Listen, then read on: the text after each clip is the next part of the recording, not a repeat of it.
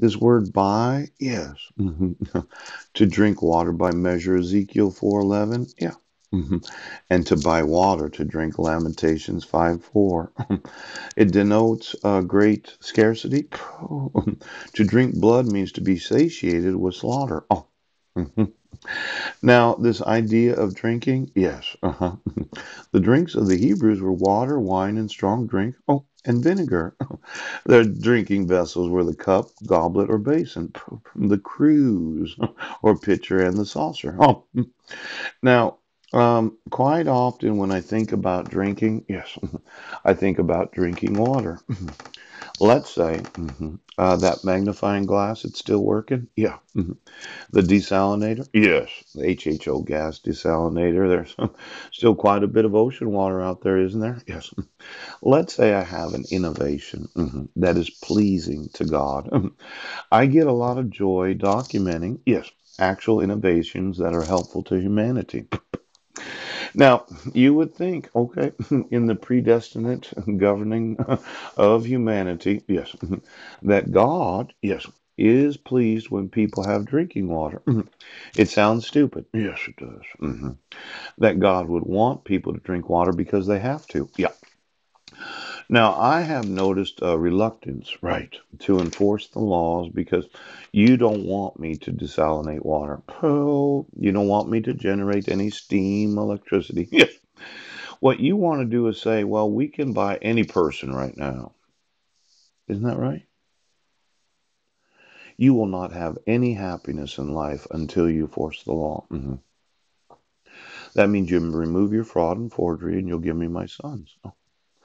Every innovation that I've documented, they're all real. Yes.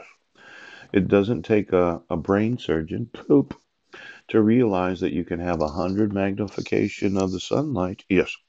Solar furnace. I can point it, yes, at a pot of salt water, and it will convert to steam, and what will be left is salt. Yes. Now, as much as, because we're going to read the book of Lamentations, poop, God seems to be concerned about the water supply of humanity, and in God's predestinate purposes, poo, it might be that God wants to keep them alive. Yeah. Now, there's certain absolutes. You do have to have drinking water. Yes. You can die of thirst. There's an actual word for it. I don't know what it is, but let's say you didn't drink water for 40 days. Moses. You know what's funny?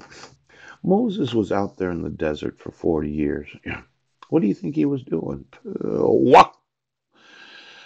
I would say he was doing nothing every day. I mean, he had a tent. Yeah. He probably had a wife. I mean, we could look at that. Yes, in some place in one of these. Yes.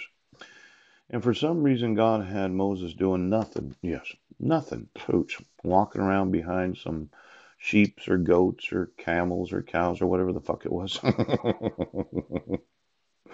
See, Moses had this problem. Yes.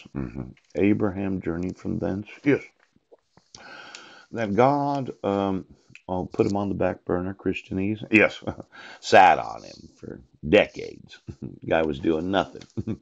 Just sitting there, biding his time, day after day after day, thinking there must be something better for me in life. Poop. How frustrating. He must have felt like a total fucking failure. Sitting there every day, 40 years. No, let's see. Moses, oh, Lord spake unto go unto Pharaoh and say unto him, Thus saith the Lord, oh, let my people go. They may serve me. And if thou refuse to let them go, behold, I will smite all thy borders with frogs. Now, I think this was after the burning bush experience. Yes. I just was wanting to know. Moses kept the flock of Jethro and father-in-law, the priest of Midian, and led the flock to the backside of the desert. Came to the mountain of God, even to Horeb. Exodus 3. Pew.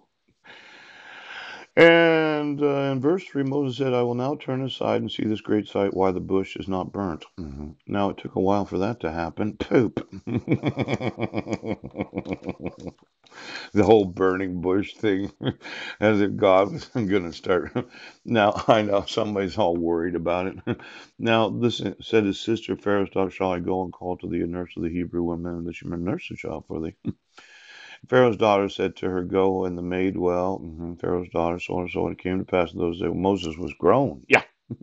That he went out unto his brethren and looked on their burdens, and he spied an Egyptian smiting an Hebrew.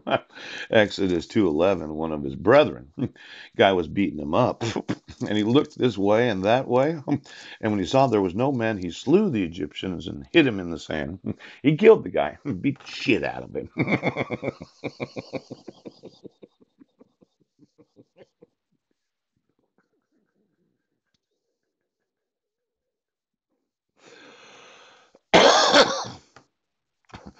now, now in verse 13.